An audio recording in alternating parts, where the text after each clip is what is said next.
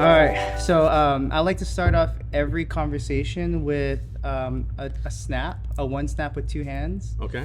So we're gonna put two hands up. Run it. 1, 2, 3. How's it going, guys? My name is Joshua Garcia, out here with Creators Key. We are here in downtown Long Beach at GreyLB. I am sitting with co-owner Yeah. of GreyLB, Rob. If you can just introduce yourself and tell everybody a little bit about what you got going on. Okay, check it out. Rob Marquez, been a co-owner for roughly 2.5, we're going on 3 years, coming up in March of GreyLB.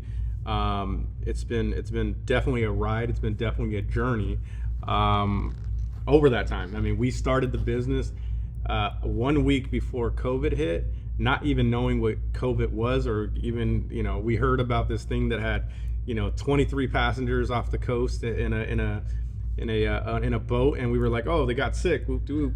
And a week later, it was March 16th, 17th, around the 15th through the 17th.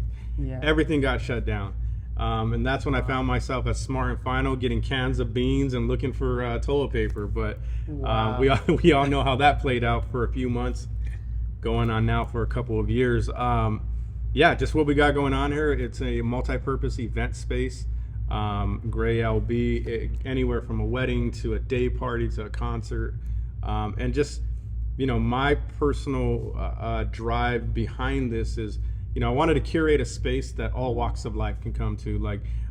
That I wanted to curate a space that was approachable, and then really highlighted the local community, but was also connected to a regional family, like people in LA, people in Orange County, but locally is basically the glue of what we have here going on at GreyLB.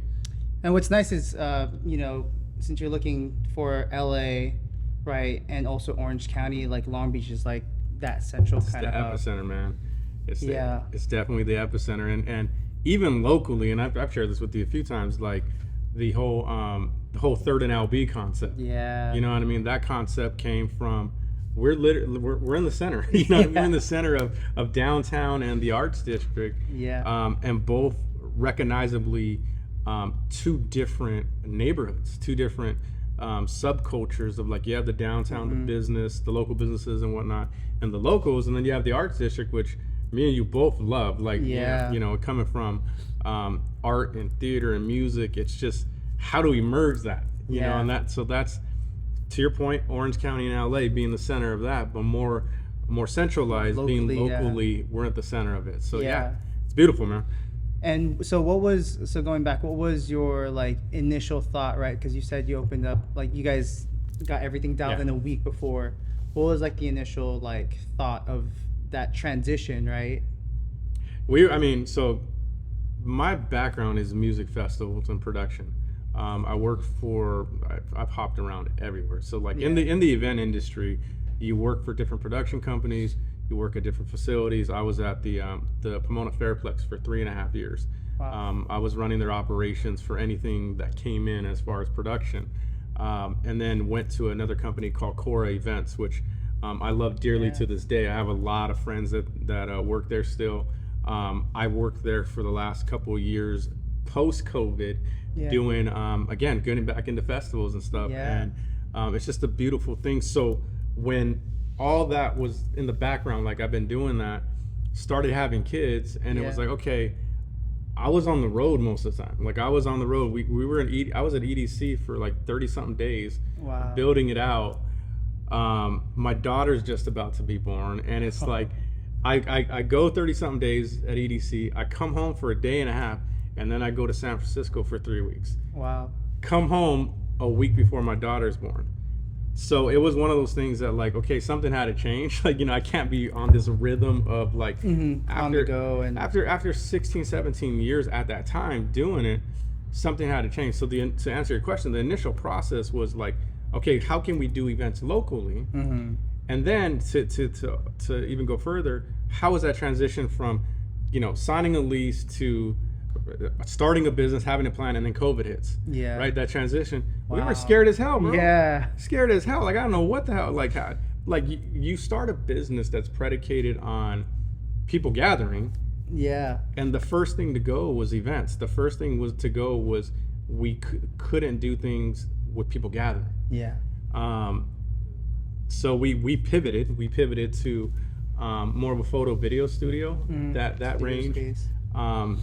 And for like 7-8 months, because once March came, like for a good 4 months, nothing was happening. And our landlords have been super gracious with us during that time, helping us out. But we pivoted to a photo video studio. During that time, film, was still being allowed to they had like these COVID protocol officers and stuff like that. So we were shooting a lot of stuff here. We shot a Christmas commercial for Ford, and then anything from that extreme to a church was shooting their Sunday morning services here. Nice. So that's what kept the lights on, man. Like straight up, that's literally what kept the lights on. And it's that whole season, even now coming semi out of it, because you got to think about it. 2 years, COVID, everything. Yeah. This past year has been a mad dash to make up for the last 2 years. And it's just it's been like this weird trajectory, but again, there's no complaints. Yeah. Like I'm not complaining about it. It was just a very difficult time. Yeah, it was like a pivot within a pivot. Yeah, You know and what we I mean? were constantly, and you're just like, and we're constantly having to figure pivoting. that out. So like, you ask me like 3 months from now, I'll probably tell you we're doing something different. Yeah, I think that's one of the silver linings, right? With everything with COVID, is just like, people had these like big plans, but then had to like really think like almost day to day or week to week of like, hey, how could what's the moves that we need to make. And moving forward, right past the pandemic, you guys started opening up as the lockdown or the CDC guidelines started to open up a little bit. Yeah. You guys started exploring more events, which is amazing because this is such a beautiful beautiful location. You got indoor, you got outdoor, and the loft space. So walk us through some of the events that you've thrown here in the space. I know you've done weddings. Yeah. Right. Yeah. So again, a lot of the weddings got postponed to this year. So we did do more weddings than we would have done typically, spread out over 2 years. We did more weddings here. Yeah. We do this thing. I have some partners that we a couple of partners that were all in entertainment, and their business went away. So we were like, okay, we're a community, a collective of creatives. What can we do outdoors? Because that's really where we started. We started Club Real Ones, and that's been a beautiful thing. I mean, we've been doing that roughly a year and a half now. Yeah, roughly a year and 3 months, and those are a vibe, dude. Man, it's fun, man. The weather be funky right now, but during the summer, it's definitely the energy, and the crowd is like, nobody's tripping, no one's blooding and cousin, like nobody's doing anything crazy. It's like, it's all love. Yeah. It's like, we're a big family. We're trying, and it's a family that invite your cousins over, invite your primos over. It's one of those things that we tried it. Like we did it the first time we did it, which was August of last year. And I mean, we probably could have gotten in trouble from, but we were like under the guys. Yeah, I mean, it is what it is. We were under the guys that it was outdoors. So like we did that. We did in August, and we had a total of 36 people here. And but we were like, we just got to do it. Yeah, we do it. So in its peak and its height, we were like close to 200, 250. Yeah. I went to a few of those. Yeah, and you were there. I saw you with your shades on, playing the background. But that's one of the events we've done that's been more successful. It's been kind of like a staple here. It's every first Sunday of the month. Anywhere to like a food festival. We just started partnering with Rose Mallows and Recreational, because Recreational is actually my business partner, Bobby Hernandez, and shout out. Yeah, Bobby, what's going on, man? Call me. I'm kidding. We just partnered with Beechwood on this one, and what it is that we wanted to create a night market. Nice. A night market of good quality food. People, again, free event. People come and hang out. The last event we did was in November. We're gonna do it in February again. Just kind of get out of the holidays. But the last event we did, we drew over 1,500 people in a 5-hour span. That's so crazy.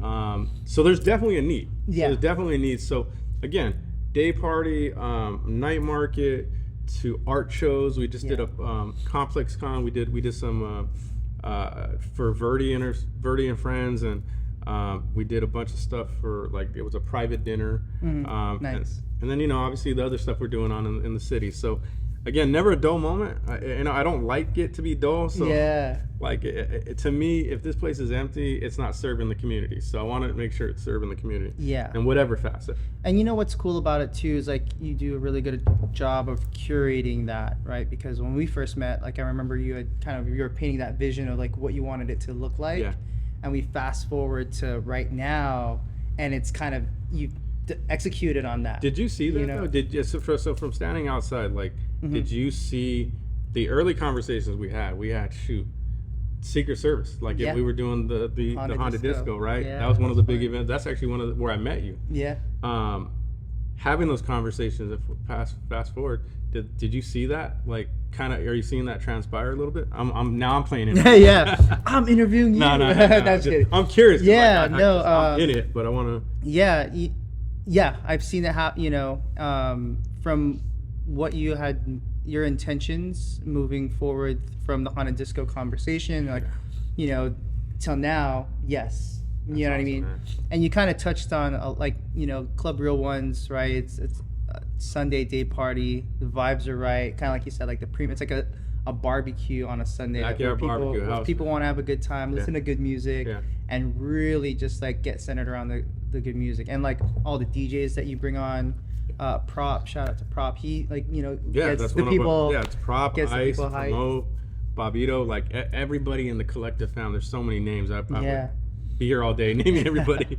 But it's definitely that. So and you guys bring it with that, right? And then you have the other events that the night market, that concept, hits. And the beauty behind all of it is everything's connected off of 3rd and Long Beach, right? Yeah. So you have Rose Malos, which is an amazing bar and restaurant with Fonda Tabala, man. Shout out to Fernanda and Chef Manuel, man. You guys are amazing people. So good. Yeah.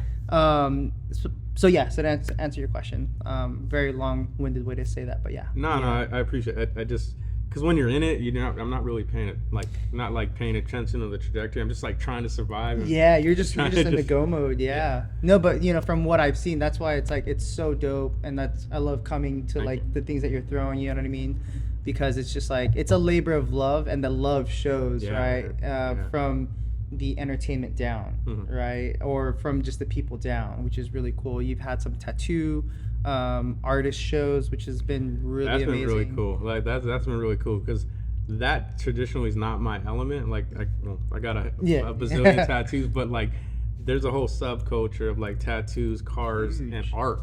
And I in July we did it was called a Backyard Boogie, and it was the OG Billy the Kid, the servants and all them and the crew. It was dope. I mean, we had biker gangs in here. Like it was all love, but it was so cool because like everybody was peaceful. Everybody was here to support, and that's what like my ultimate vision is, just to kind of just steward that. Yeah, and it's cool because it's a lot of different subcultures, right, of people coming through and like so what's on that thread, right? What's next? Like what do you foresee? Because towards the tail end you started going, you started curating the Edison, right? You did 3 events there with our partners Inner Trend. So shout out. We're shouting out everybody. Yeah, I know. I mean, it's all good. Yeah. What's next? So there's a couple things. Actually, this week we met on Monday, me and my business partner Bobby, and then we met again today. And it was like, okay, what does 2023 look like? We were already planning financials and getting it all dialed in. Yeah. But really, what it comes down to is expansion. We kind of hit a ceiling a little bit. You can only do so much with a space, right? If your cap is 175, your cap is 175, and it's not changing. Yeah. Unless we blow out some walls, but that's not happening here. Yeah, no. Built in 1900. Yeah, it's like not gonna happen. Got bricks. So we just we were presented with the opportunity to collaborate with Intertrend at the Edison, and to be like kind of the curators and the programmers for live entertainment. So moving into 23, my focus is, and I've said this before, I think I've shared with you this before, is that, and I had to, it's kind of like your owner operator mentality, where I was working so much in the business, I wasn't able to work on the business. Yes. In 23, it's now shifting to working on the business. Nice. And expansion, and that's where the Edison comes into play. That's largely going to be art and music. And you know this, my background's like full on music. Like, if you know like anything about, like, you follow me, it's like music. It's like, so it's really, I'm going to focus on the music aspect of things, concerts, set of things, and then also like, and then arts, and then also here working on the business. How can we grow it? We have somebody that works with us right now that's actually running our sales department. She was initially focusing on the wedding side of things. Now we're shifting to expanding her role into basically anything that comes in that's non-music related. Nice. So it frees me up to just double down on the music aspect. It frees me up to do more of the art curation, and again, working on the business to grow it. Ultimately, in 23, we also want to move more into like the production arm. You know, that's my background. So, and we kind of dabbled a little bit with it with LB Walls, working with Cassie and yourself. But we want to do more with that, with the DLBA and just people in the city. And again, it's all collaborative. Like no one person can do this. So 100%. Yeah. And you know, I think that's like beautiful because it's just like one step at a time, right? And that's kind of what's starting to happen. Is just like GreyLB, that plate spinning, right? And then you got Edison spinning that plate, and then now production in 2023. So I know you come across a lot of creatives, artists, hip hop artists. You know, what's one thing that you would kind of like impart, right? You're in the production and events, and you've created what you've built, right? What would you impart on someone that's looking to get into the creative fields, or like basically just have a vision and execute on that vision? It's funny that you say that because I'm reading a book right now. It's talking about 1% better and everything. Like, so I'm reading Atomic Habits, right? And and that kind of made me just like, it triggers something into me, because as a creative, you're always waiting for that perfect moment, or you're always waiting for that opportunity, or if you feel like if I do this, I'll do this, I'll do that, and it'll all fall into place. But what I've learned is you just got to get up every morning and do whatever your passion, your love, your joy is. Just do 1% of that better. Like if you're having writer's block, okay, well, I'm gonna write, instead of writing one chapter or one verse, I'm gonna write 2 verses. And it's just like muscle memory. It's like you're just training yourself to do certain things. So the advice that I would give creatives is just keep doing, keep going. You might not see the fruit in this second, but some of the trees, you know, it's trees that got to grow. They got deep roots. They've been growing forever in the roots, and nothing was sprouting. But you have to like let those roots grow. Don't be discouraged. That's for damn sure. Don't be discouraged. I've had more losses than I've had wins, and I'll just be the most transparent with like everything isn't win. All these, you know, oh, Rob's got a venue. He's doing Edison. He's hanging out with Rose Miles. Man, it's hard. It's work. It took a lot for you to get to this point. And even at this point, the work isn't done. You know? Even it's work. So, you know, just my advice: keep pushing. Don't take things so personal. You're gonna hit some roadblocks, and is it me? Am I not good enough? No. If you have a gift, there's a reason why you have a gift. There's a reason why you were born with a voice. There was a reason why you were born with a creative arm or like a creative mind. Man, the world needs you. Straight up, the world needs you, and I'm here to cheer you on and be like, yo, let's do this. How can we collaborate? How can I help you get there? So, and also there's so many things to unpack there, which is amazing. So going back to you know, you're built with a creative arm or creative talent, right? And I feel like a lot of people I love what you said. It's like you're gonna be that person to stand for them, right? Because 100%. It's so important for people to have people in your corner that fan the flame, right? And let that light shine brighter. because I feel like we all have innate talents and things that we're very, specialized or good at or very interested in. Yeah. And sometimes, it's very important who you have in that circle that just like elevate upward circle. Man, get rid of those scrubs, man. Yeah. I know they're your homeboys. I grew up with a lot of homies, man, but like the importance of your circle. My goodness, if you're inspire LBC, like, Yeah. Explore everything, inspire someone. That was one of the things that I kind of in the last couple of years is like explore every option. Yeah. But in doing that, inspire someone, and in that, and going back to what you're saying, that circle is so important. Yeah. If you're running with a bunch of scrubs, Yeah. you're probably gonna produce like that. Yeah. And I remember just in my early 20s, like I had this vision. I was like, it was like this narrative, like I'm in this car with a bunch of homies, and one's getting locked up, one's no longer here, one's knee deep in the church, and a lot of it isn't making sense, right? And I was like, if I don't get out of this car, I'm gonna end up like that. And that was kind of the narrative, and from that point on, that's when I got into really like work ethic and stuff like that. And, Yeah. And again, it's a learning process, because like even that sometimes can be a little bit not healthy. If it's kind of like it's the fine line of like GreyLB mentality. It's like we're gonna grind till we're gonna get like 2 hours of sleep, and I'm like, no, you need 8. Get your 8 hours of sleep. Rest is just Get your 8 hours of sleep, and I got to take my own advice. You know what I mean? Because I'm getting like 5 or 6 right now, so it's like that always that internal struggle, but. That circle, man. Yeah. That circle. What you put in your mind, what you put in your body. Yeah. And I'm speaking to myself. Yeah. I'm speaking to man. That beer belly ain't no game. Yeah. But it's like teamwork really does make the dream work. You know what I mean? Yeah. And I'm sure you've worked with so many people, in the course of your career, where it's just like you feel it when you have the right team. Yeah. And everything is seamless. Yeah. And then the opposite also true. You know what I mean? Where you can only move as fast as people, or like attitude is everything as well. But yeah, that's one thing that I really picked up. The second thing is 1% better. Man. Dude, I came across that like concept a while back. Right here. Shout out to James Clay, that's dope. And it's just like if you get 1% better in health, wealth, relationships, like everything over time is exponential. It's compounding, yeah. And then they're like, man, like you got it all. It's like, but yeah, you worked 16, 17 plus years to get to that point. Yeah.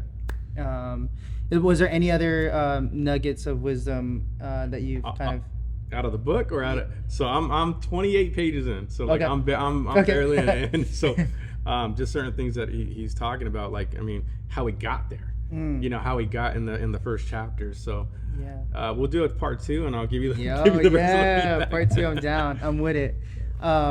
Readers are leaders, man. Like that's what 100%, dude. I just speaking of James Clay, I just subscribed to his newsletter. So every Thursday he does a 3-2-1. So it's 3 ideas, 2 quotes, and 1 question. Every single week. That's great. You know what I mean? So definitely like hop on that, because it's just very it's stuff along that.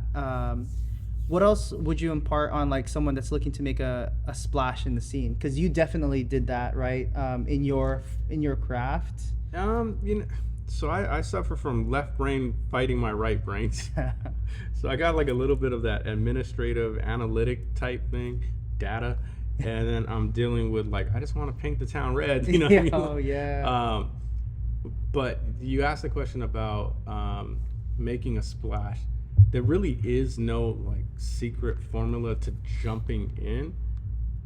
When I first started in the event industry, like full on my first job, my first ever experience in the event industry was cleaning and picking up trash at Olvera Street for the Latin Grammy Street Festival. Me and my best friend now, he was working for a porta potty company, and he was like, hey, we need cleaners to pick up trash. This is back in like 2004, 2005. He was like, we need cleaners to pick up trash. You want to make $100? Yeah, I'm down. Fresh out of high school, like I'm totally down. Let's go.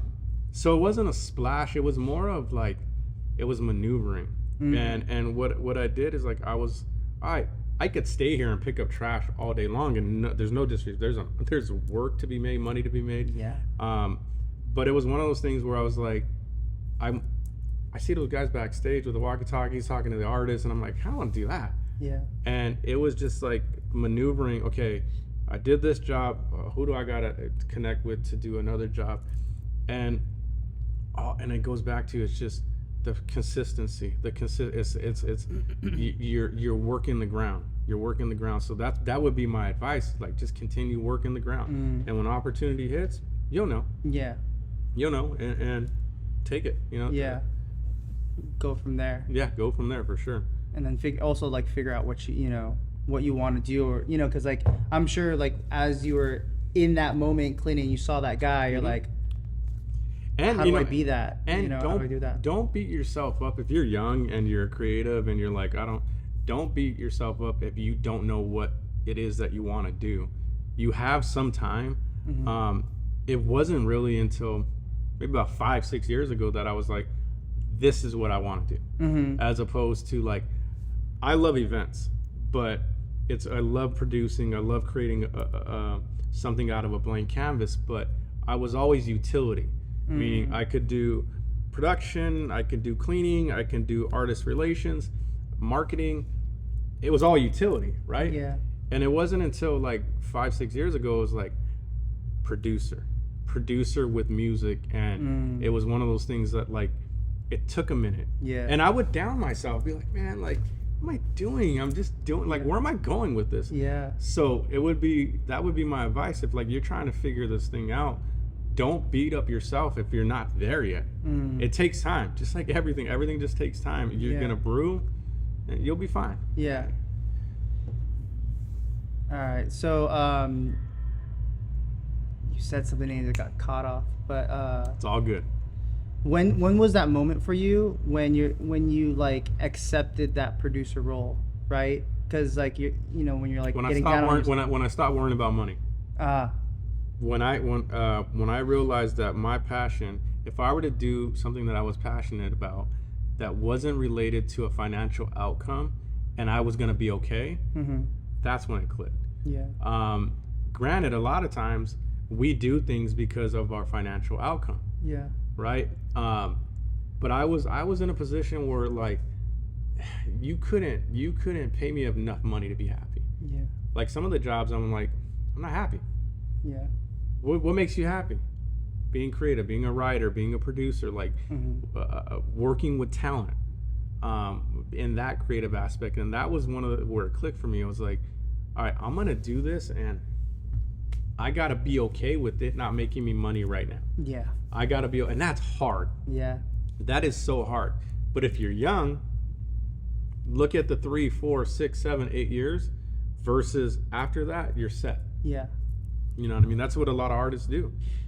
So, kind of like encapsulating it, it's like, do what you got to do, and then also keep an eye out for things that you love to do. Yeah. Right? Because, like, I'm thinking just based on your story, when you started, like, cleaning, then you saw, you're like, oh shit, I want to do that. Yeah. I want to be that person, and then start taking that step towards it. I'm not quitting my cleaning job. I'm cleaning for 6 months to a year. I'm on the streets cleaning, right? But slowly cultivating this, Making the steps towards that. Yeah. What happens is we I'm not gonna say everybody, because some people are different, but what happens is we're cleaning and we get discouraged because we're not there yet. And what happens is when we're not there, we don't even try. Yeah. And I'm guilty of that. I'm many years, like, I didn't try. I was like, man, it's not gonna happen. Like, it's not gonna happen. Like, Yeah.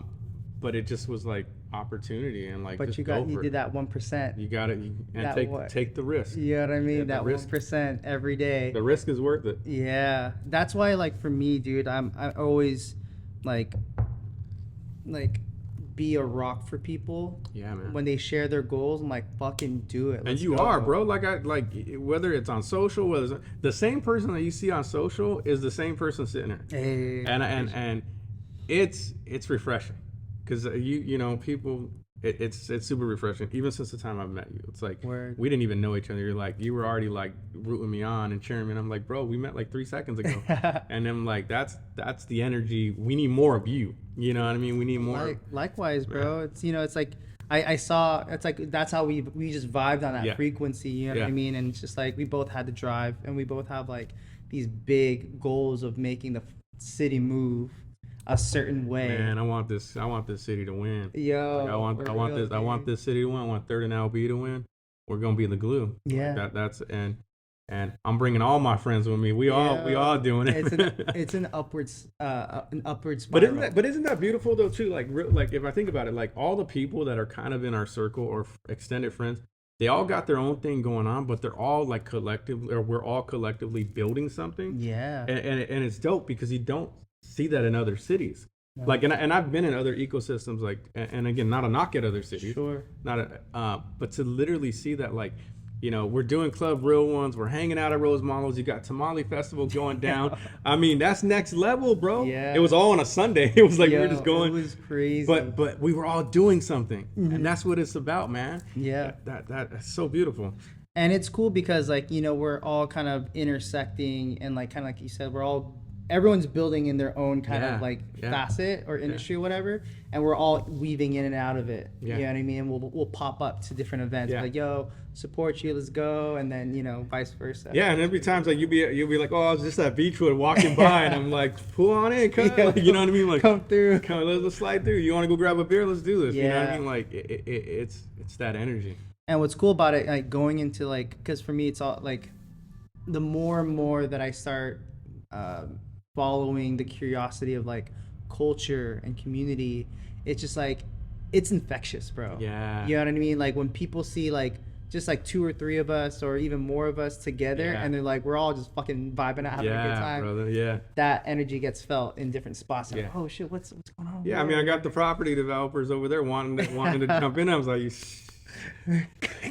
shit ain't free. Shit ain't free. You know what I mean? You know what I mean? Like, y'all can't buy culture. You got to be a part of it. Exactly. You gotta be a part of it. You know what I mean? I think that's like another thing too. Like when you were talking about like the money aspect, right? It's just like, I was talking to one of my good friends, Jack, and he was talking. He just moved out from Hawaii to Long Beach, and we've met each other traveling like to different parts. Yeah. And one thing that really stuck out, and he's like, I want to bring something to the community before I ask of anything. Yeah. And I'm like, it's just like a way of life. I forgot, there's like a Hawaiian term for that, but I was like, dude, that's such a great place to kind of come from, right? Because in a space where you're looking to build yourself, and it's like, what can this person give me? What can that person? And it's like take. You know what I mean? But like, I think when you give is when you get the most. Man, and sometimes it's easier said than done. You know what I mean? I mean, but that is a radical concept, because like we live in a culture like, I'm gonna get mine. Yeah, I'm gonna get mine. But when you give, like, and the key to that is giving without expecting a return. Like that's hard. That's hard, right? Yeah. But if you have that genuinely in you, I gotta believe God or the universe or whatever you believe in. That's gonna come back to you. Mm-hmm. That is definitely gonna come back to you, because love and goodness, that going hand in hand, that trump everything. Yeah, and people can feel it, right? Well, they call BS on. We can call BS on somebody just trying to one up on something. You know what I mean? Like, get out of here. Kick rocks. So moving on to, this is a question, and I should have queued it off, but tee me up. So is there a quote or a mantra that you like to live your life by? And it could be like something like over the course of the year, or something that you learned just recently within the past year. It's what I said earlier. It was really explore everything, inspire someone. And I love that too. Every day we have an opportunity to explore something, whether it's a conversation, whether it's a new coffee shop. Unfortunately, I go to the same 2 coffee shops because of proximity. Yeah. So it's exploring everything. It's in doing so, I have the greatest opportunity to inspire somebody. Yeah. You have the greatest opportunity to inspire someone. This podcast, right, inspires many. Yeah. You know what I mean? So that's the mantra that I'm truly living by. Beautiful. And you know, in times, sometimes I forget about it. I'm like, man, oh yeah, like I did say, or I did write that, like, Yeah. you know what I mean? And I'm like, well, if you truly believe it, do it. Yeah. You know what I mean? So it's just every day finding an opportunity to explore something and just to inspire somebody. Pick up the phone, call someone, like, yo, like, Say what up. just say what's, yeah, encourage them. Yeah. I'm not, and again, none of this fake encouragement BS. It's like, no, like really just like, even if it's a 2 minute, like whatever, shoot a Or text. Yeah. Yeah, shoot a text. Like that goes, I know people in my life, there's probably like maybe 2 or 3 people in my life that have been A1 since day one. And they've been like, I don't even talk to them. Like, it's funny. Like, I don't talk to them like we do. Yeah. But they've always like dropped a little line. Yeah. Dropped a little line. And man, like, hey, yo, I was thinking about you.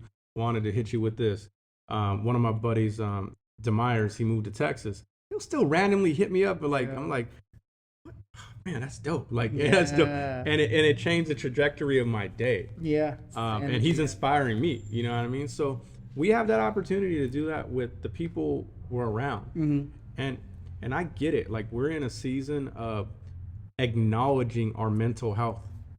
Like, we weren't acknowledging it before. It was like, it was either taboo from the generations before us, like mental health. Nah, I just live with it, right? Or what is that? But now that we're in a season, so again, exploring things and inspiring somebody, you might want to be motivated to do that because there's depression or because you're in a season that just sucks. If anything, inspire yourself. You know, if anything, do something that'll inspire you. You'll get out of it. It's a season. Yeah, and I love that. Like, dude, I love that. Like, I want to like put that in my back pocket and think of you. You know what I mean? Because I feel like, you know, when you're exploring everything, right? You have that wonder of like curiosity. Curiosity. It's creativity. And creativity, you know, it sparks that, and you're like, oh shit, and then you bring that back. That's what I love about traveling. You know what I mean? It's like, you're in a different environment and then you bring that back with you, and you know, of course, like even like self-care too, like you just get inspired, like, oh shit, this is tight, you know, trying new drugs and stuff. Oh shit, I forgot. Yo, I'm floating, bro. Oh my god, just psilocybin. No. Yo, mushrooms about to be illegal soon. Oh my god, they're talking about to be illegal, man. They're talking about it. It's gonna be very interesting. But other than that, dude, like, I appreciate you taking the time. You know, I mean, this is gonna be one of many conversations, you know what I mean? But is there like anything else that we didn't cover that you wanted to cover, or anything that you want to instill or impart? Man, I nothing planned. Nothing planned. Just saying, I love the community down here. I love every person that I've been able to connect with, build with. I truly do love the culture. And it's just like, hey man, like, if I could be of any service to you or anybody, man, I'm here. Like, I'm here. It's whatever I can do to give and to share what God has given me, and what I've been able to I don't say like accumulate, but what I've been able to steward. What I've been able to steward, I want to share that. Yeah. I've told you this before. There's enough food on the plate for us all to eat. We got to start, and secondly, got to stop begging to sit at the tables that we're not, you know, welcomed at. Yeah. What we could do is build our own damn table. Yeah. Invite the whole hood over. Yeah. You know what I mean? And that's my true vision and desire for this community. I just want to let everybody know that I love them and I'm here for them. I'm supporting, whether it's a restaurant, whether it's an event, whether it's your child's quinceañera. I'm riding with you. I'm riding with you. So I appreciate you, brother. Yeah, I appreciate likewise. the time, man. Thank you for having me. Yeah, thanks for hopping on, and thank you guys. We'll catch you at the next episode. Peace.